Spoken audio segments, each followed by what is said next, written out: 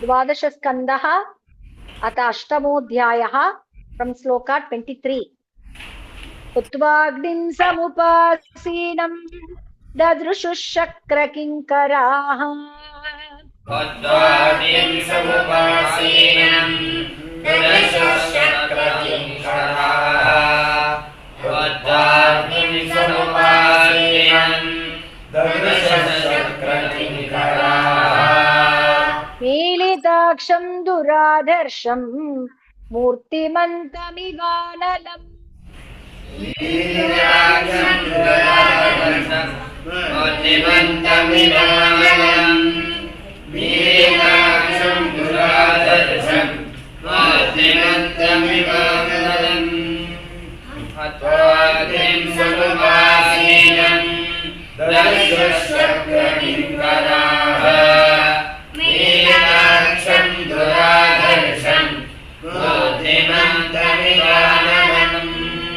न नृतुस्तस्य पुरतः स्त्रियोधो गायका जगुः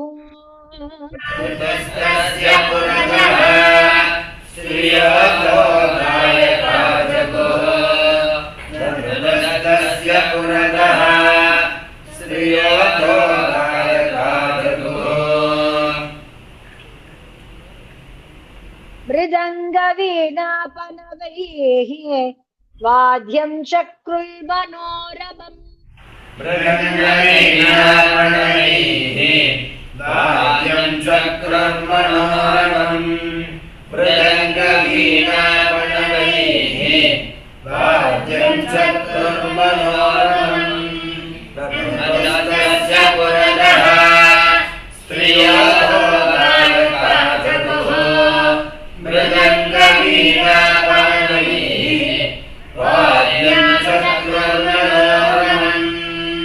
तन्दधेस्त्रं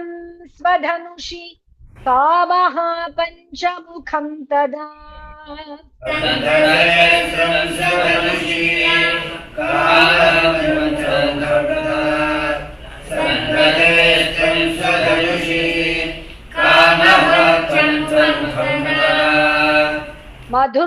मधुर्मनोरजस्तोक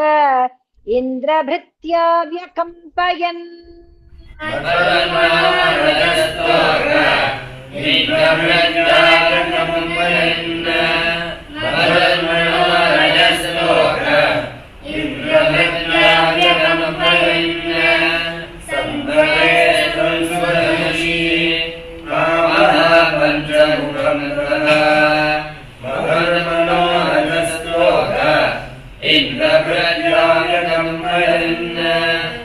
क्रीडन्त्याः पुञ्चिकस्थल्याः कन्दुकैः स्तनगौरवात्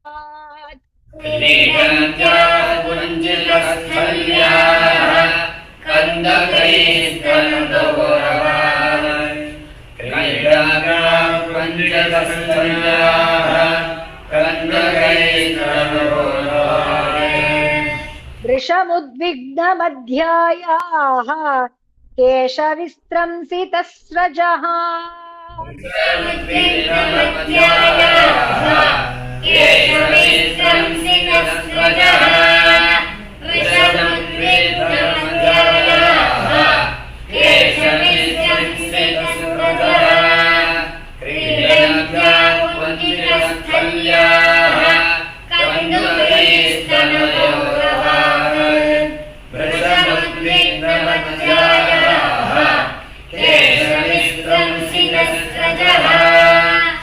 इतस्ततो भ्रमदृष्टेः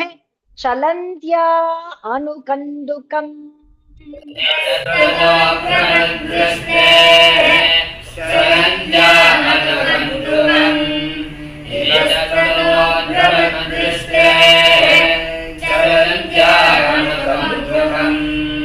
वायुर्जहार तद्वासः सूक्ष्मं त्रुटितमेखलम्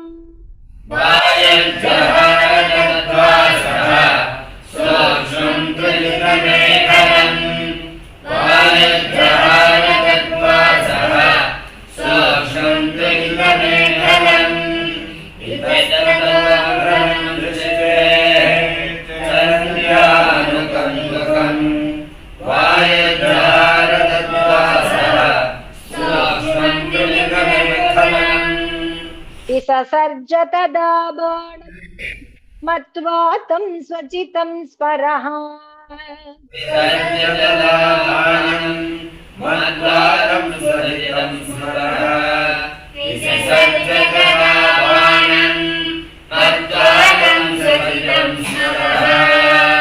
सर्वं तत्र भवन्मोघम् अनीशस्य यथोद्यमः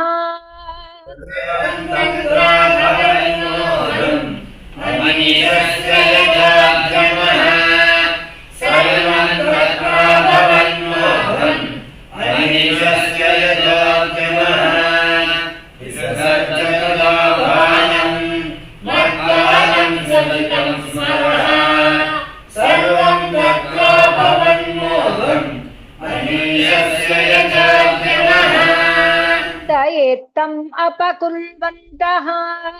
मुनेः तत्तेजसा मुने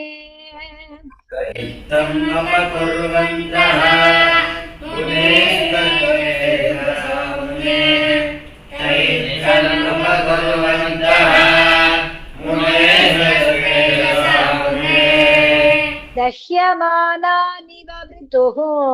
प्रबोध्याहिमिवार्भकाः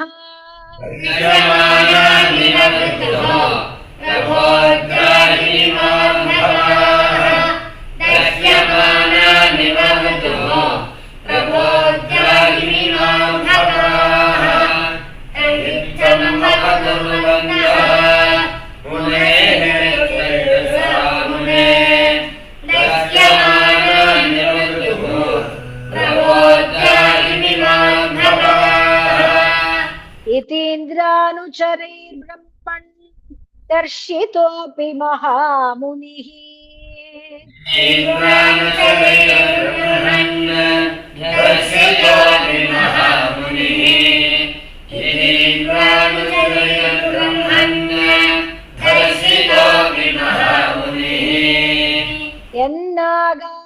यन्नागादहमभावं न तच्चित्रं महत्सु हि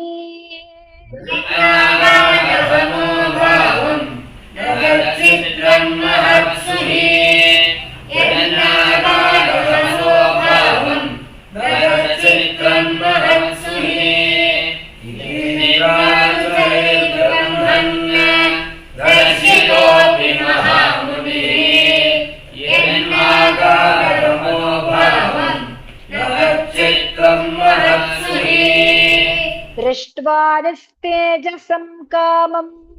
सगणं भगवान् स्वराट्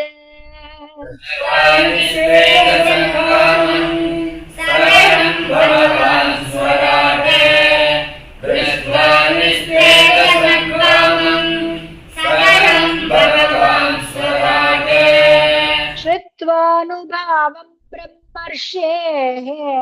विस्मयं समगात् परम् श्रुत्वानुभावं ब्रह्मर्षेः विस्मयं समगात् परम्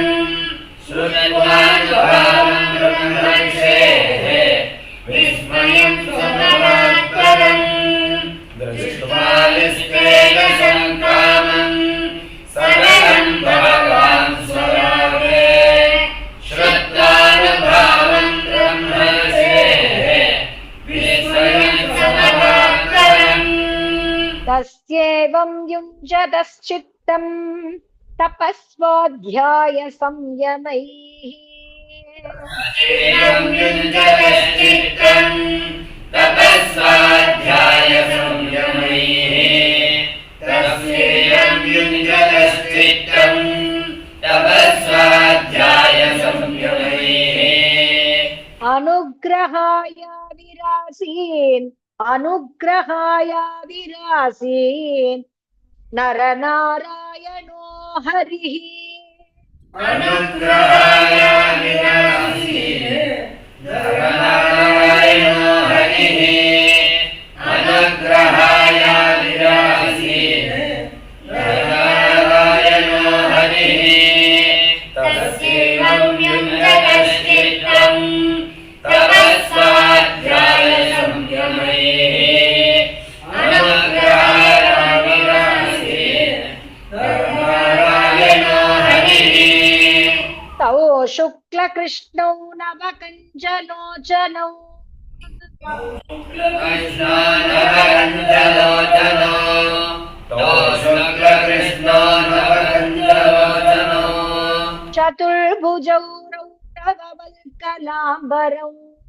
चतुर्भुजो रौरववल्कलाम्बरो चतुर्भुजो रौरववल्कलाम्बरो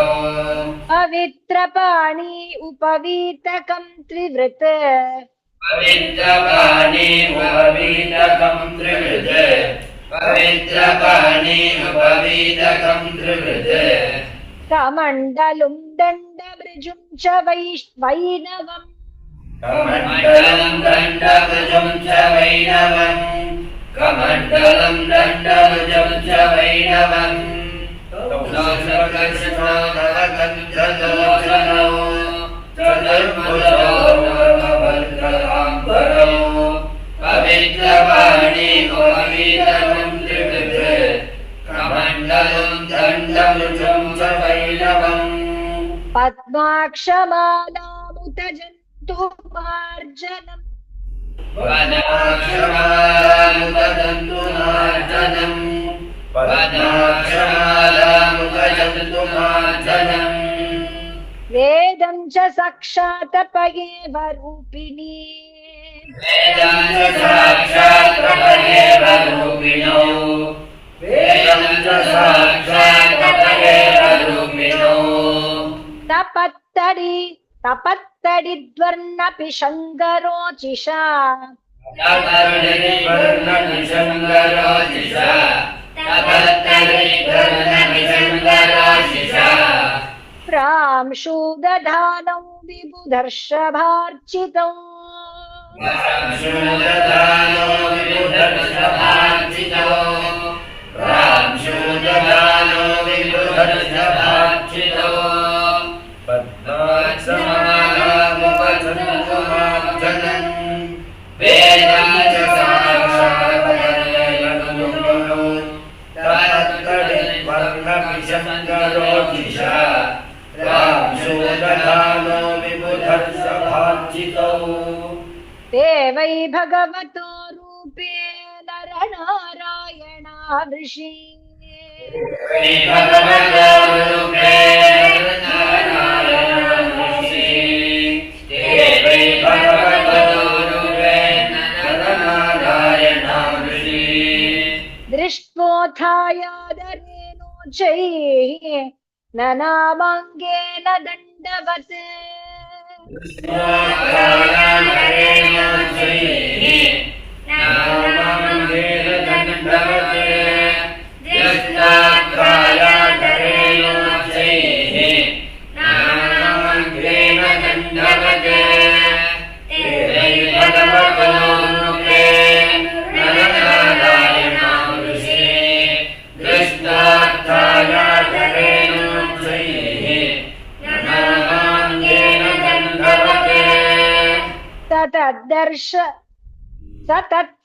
सतत्सन्दर्शनानन्द निवृत्तात्मेन्द्रियाशयः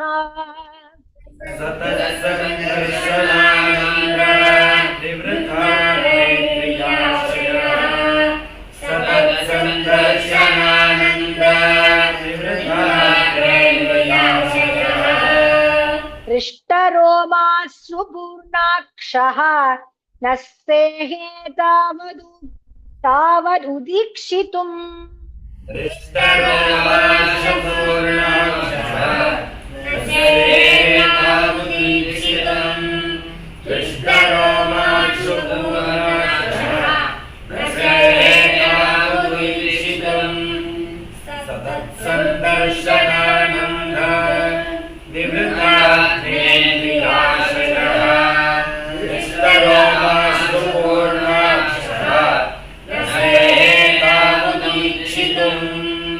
उत्थाय प्राञ्जलिः प्रह्व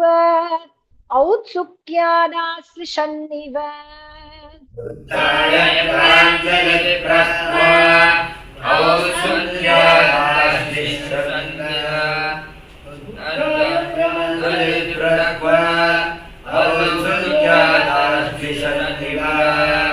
नमो नम इतीशानौ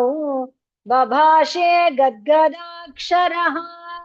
नमो नमः ईशानो बभाषे गद्गदाक्षरः नमो नमः ईशानो बभाषे गद्गदाक्षरः उत्थाय प्राञ्जलिप्रभुः औसुर्यादाशिषमिव नमो नमः ईशानो बभाषे गद्गदाक्षरः तयोरासनमादाय पादयोरवनिज्य च योगासनमादाय पादयोरवनिज्य च योगासनमादाय पादयोरवनिज्य च अर्हणेनानुलेपेन धूपमाल्यैरपूजयत् अर्हणेनानुलेपेन धूपमाल्येन पूजयते अर्हणेनानुलेपेन धूपमाल्येन पूजयते तयोरासनमादाय पादयोरवनिज्य च अर्हणेनानुलेपेन धूपमाल्येन पूजयते सुखमासनमासीनौ प्रसादाभिमुखौ मुनि सुखमासनमासीनो प्रसादाभिमुखौ मुनि सुखमासनमासीनो प्रसादाभिमुखौ मुनि पुनरानम्य पादाभ्याम् गरिष्ठाविदमब्रवीत्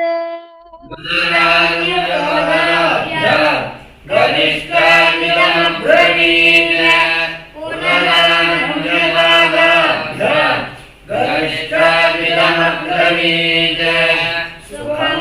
सुखमासनमासीनो प्रसादाभिमुखौ मुनि पुनरानम्यपादाभ्याम् गरिष्ठाविदमब्रवीत् मार्कण्डेय उवाच मार्कण्डेय उवाच मार्कण्डेय उवाच मार्कण्डेय स्तुति किं वर्णये तव विभो यदुदीरितोऽसुः किं वर्णये तव विभो यदुदीरितोऽसुः किं वर्णये तव विभो यदुदीरितोऽसुः संस्पन्दते तमनुवाङ्मन इन्द्रियाणि संस्पन्दते तमनुवाङ्मन इन्द्रियाणि संस्पन्दते तमनुवाङ्मन इन्द्रियाणि स्पन्दन्ति वै तनुभृतामजशल्वयोश्च स्पन्दन्ति वै तनुभृतामजशल्वयोश्च स्पन्दन्ति वै तनुभृतामजशल्वयोश्च स्वस्याप्यथापि भजतामसि भावबन्धुः स्वस्याप्यथापि भजतामसि भावबन्धुः स्वस्याप्यथापि भजतामसि भावबन्धुः मार्कण्डेय उवाच किं वर्णये तव विभो यदुदीरितोऽसुः संस्पन्दते तमनुवाङ्मन इन्द्रियाणि स्पन्दन्ति वै तनुभृतामजशल्वयोश्च स्वस्याप्यथापि भजतामसि भावबन्धुः मूर्तिम् इमे भगवतु भगवन्त्रिलोक्याः मूर्तिमे भगवतो भगवन्त्रिलोक्याः मूर्तिमे भगवतो भगवन्त्रिलोक्याः क्षेमाय तापविरमाय च मृत्युचित्यै क्षेमाय तापविरमाय च मृत्युचित्यै क्षेमाय तापविरमाय च मृत्युचित्यै नानाभिवर्ष्य वितुमन्यतनूर्यथेदम्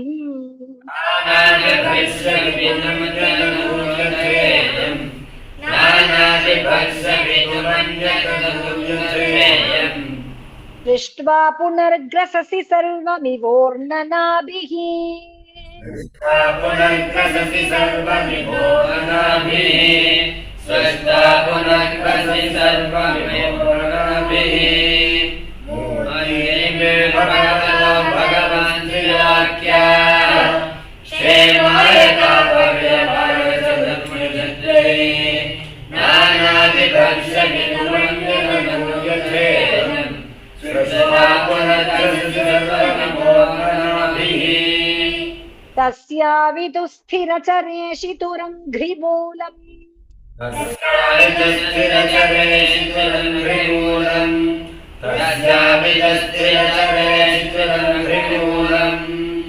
यत्स्थं न कर्मगुणकालरुजः स्पृशन्ति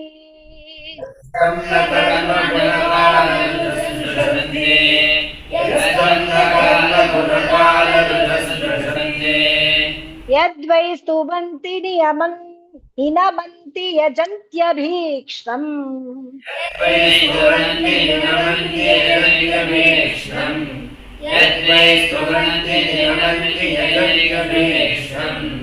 ध्यायन्ति वेद हृदया मुनयस्तदात्यै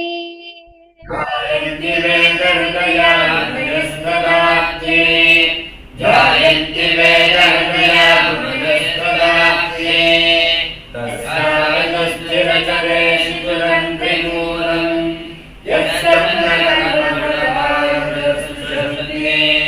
यद्वै स्तुवन्ति नियमन्ति यजन्त्यभीक्ष्णम् ध्यायन्ति वेदहृदयामुनयस्तदात्यै नान्यं तवाङ्ग्युपनयादपवर्गमूर्तेः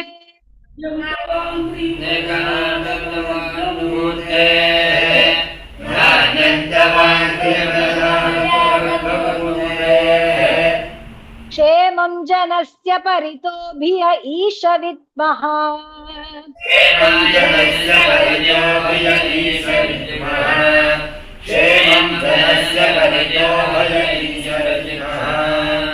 ब्रह्मा विवेद्य मलतो विपरार्धदृष्ट्यः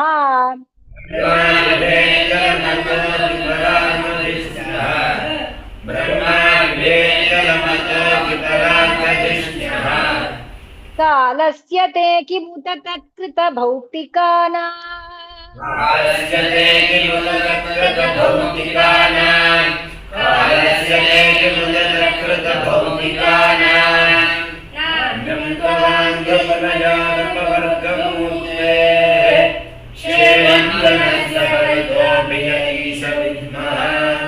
ब्रह्मा विवेद्य मतो विपरार्धदृष्ट्यः कालस्य ते किमुत तत्कृतभौतिकानां तद्वै भजामृतधियस्तव पादमूलम्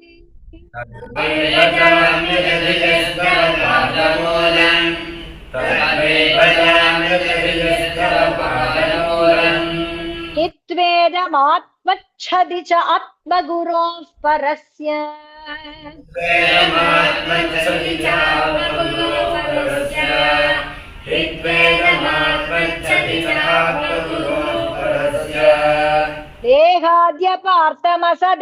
देहाद्यपार्थमसदन्त्यमभिज्ञमात्रम्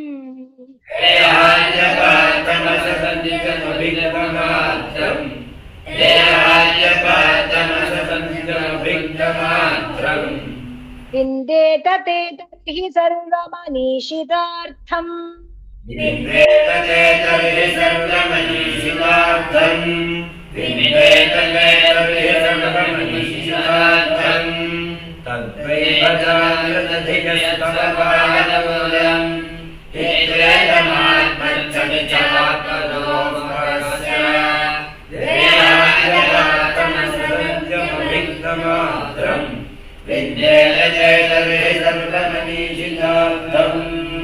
तत्त्वं रजस्तम इति शतवात्मबन्धो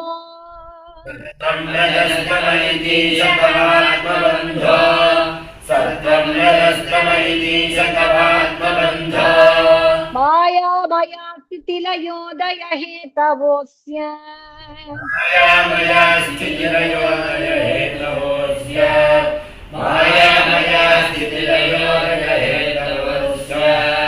लीलाधृता यदपि सत्त्वमयी प्रशान्त्यै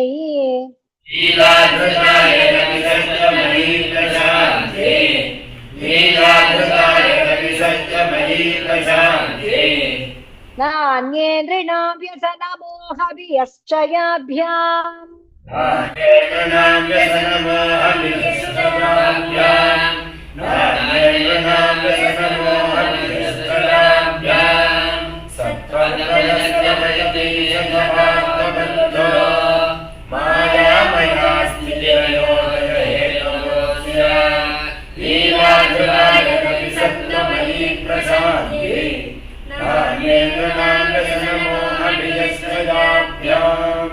तस्मात् वेह भगवन्न तावकानाम्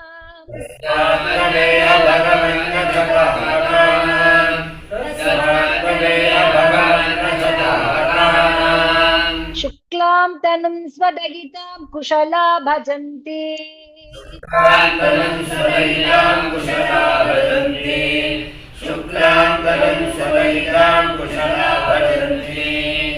यत्सात्वतः पुरुषरूपमुशन्ति सत्त्वम्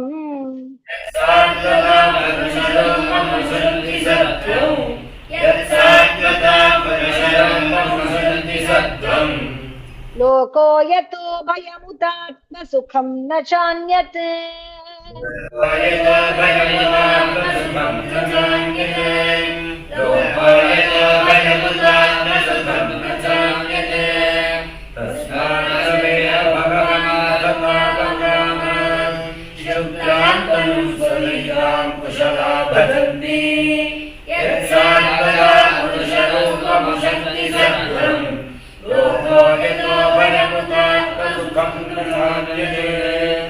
तस्मै नमो भगवते पुरुषाय भूम्ने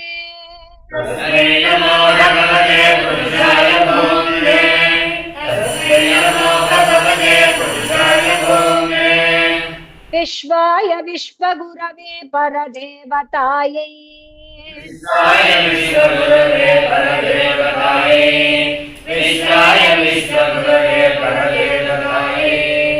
नारायणाय ईशये च नरोत्तमाय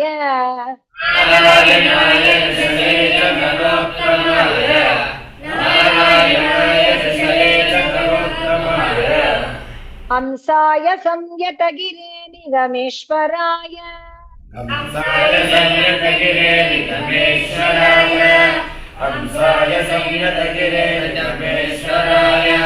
तस्मै नमो भगवते पुरुषाय भूम्ने विश्वाय विश्वगुरवे परदेवतायै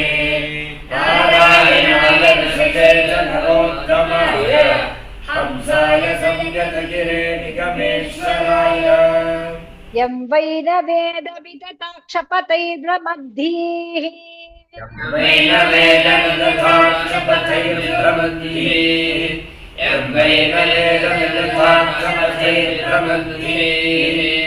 तन्तं स्वकेष्वसृषु हृद्यपि दृक्पथेषु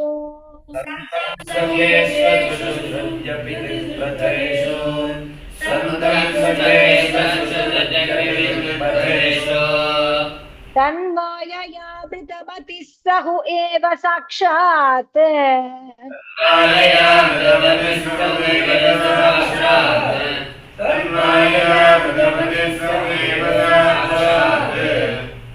आद्यः तवाखिल गुरोः उपसाद्य वेदम्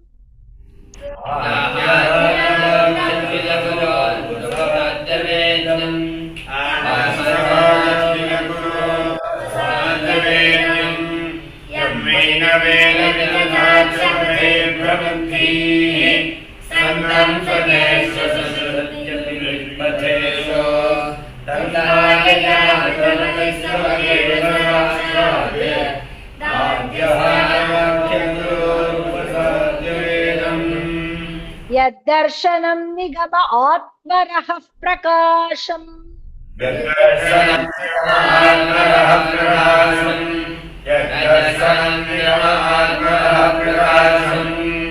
मुह्यन्ति यत्र कवयो जपरायतन्तः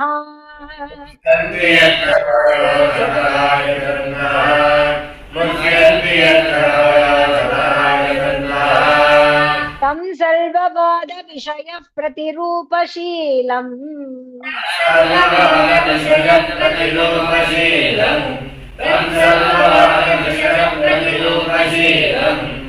वन्दे